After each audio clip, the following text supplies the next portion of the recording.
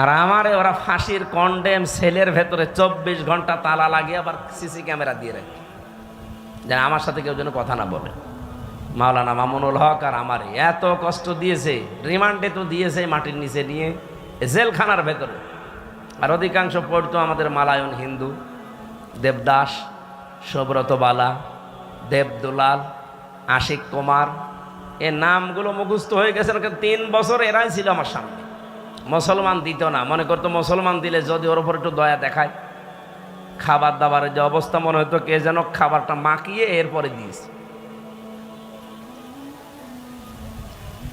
অথচ উনি নিজেও আমার সাথে 4 দিন ছিলেন। ডাক্তার শফিকুর রহমান এই লোকটা ঘোষণাই দিয়ে দিলেন যে আমরা আমার নিজের পক্ষ থেকে যা অত্যাচারিত হয়েছি, আমার দলের পক্ষ থেকে সব আল্লাহর জন্য মাফ করে দিলাম।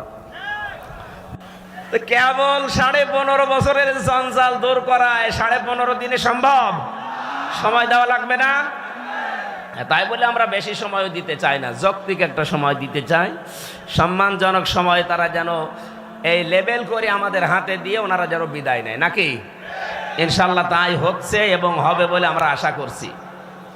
যে মানুষগুলোর এখন এই 1 মাস 12-13 দিন 17 দিন পরে যাদের চুলকানি উঠছে, এই কিছু রাম আর বামরা, এরা ডাক দিয়ে বলছে না এগুলোর পেছনে সব শিবিরের কাজ। হ্যাঁ, শিবিরেরই কাজ এইটা।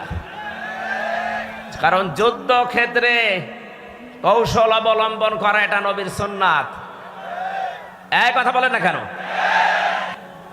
আগস্টের 5-এর পরে যারা ইসলাম বোঝেন না তারা কিন্তু উল্টাপাল্টা শুরু করেছিলেন, কিন্তু সত্যিই যারা ইসলাম বোঝে 152 জনের ভেতরে 108 জন যারা, তাকান তো, তারাও ঠিক এইটাই কায়েম করেছে।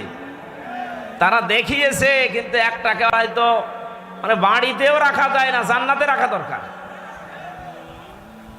আর আমারে ওরা ফাঁসির কন্ডেম সেলের ভেতরে 24 ঘন্টা তালা লাগিয়ে আবার সিসি ক্যামেরা দিয়ে রাখে, যেন আমার সাথে কেউ যেন কথা না বলে।